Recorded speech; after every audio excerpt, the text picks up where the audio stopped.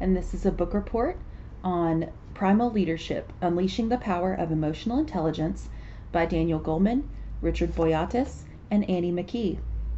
First, we'll talk about the authors. Daniel Goleman is a psychologist and a scientific journalist. He was a writer at the New York Times for 12 years on psychology and brain science. He is the author of over 10 books on topics such as leadership, education, psychology, and his most famous book is Emotional Intelligence. He is the co-founder for the Collaborative for Academic, Social, and Emotional Learning at the University of Illinois. He co-directs the Consortium for Research on Emotional Intelligence and Organization at Rutgers. He's a board member of the Mind and Life Institute.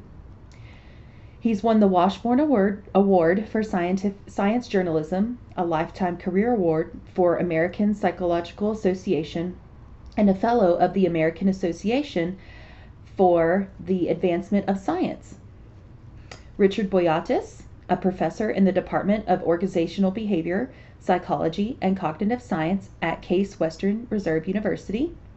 He published many articles and books on emotional intelligence, leadership, and behavior change. He's currently involved in research on different leadership styles and associated types of relationships. He got his BA from MIT and his master's and PhD from Harvard in social psychology. Annie McKee, the third author, is the program director of Chief Leadership Office and Medical Education for the Graduate School of Education at the University of Pennsylvania. She is an author and contributor to Huffington Post. She's the co-founder of the Telos Leadership Institute.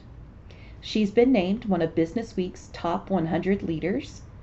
She is a board member of the Frances Heiselben Leadership Institute, and she received her bachelor's degree in summa cum laude from Chaminade University of Honolulu.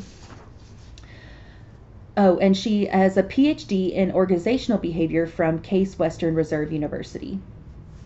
The purpose of this book is to define emotional intelligence and to define multiple types of leaderships and then inspire the development of emotional intelligence in the future leader. I believe the target audience of this are leaders in all areas at all levels. One of the things that they state in the book is that they want to promote leadership in all people at the work, not just the people in management. So I think they really made this book for all people. The strengths of the book are it's well written. It has clear and concise definitions in the text and appendix about leadership, the different types of leadership, and the other terms that they reference in their education about emotional intelligence. They provide scientific proof that emotional intelligence is a very important part of being a good leader. It reaches out to all levels of leadership, like I mentioned in its target audience. It also has table and charts throughout that really help organize the data and put it in a concise way that's easy to understand. Some of the weaknesses, though, are there because it has so many examples. It's good that it has examples, but they're just too many. So I believe that of the too many examples, you lose the specific guidelines to develop this emotional intelligence. It seems like they make their points, but then they fill it with all these stories and anecdotes that you kind of lose the point they were trying to make.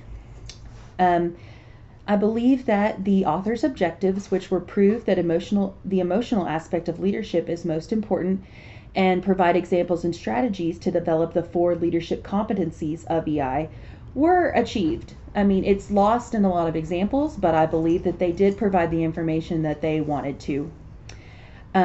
Especially in the end, at the appendix, they list out the 4 leadership competencies and give really concise definitions.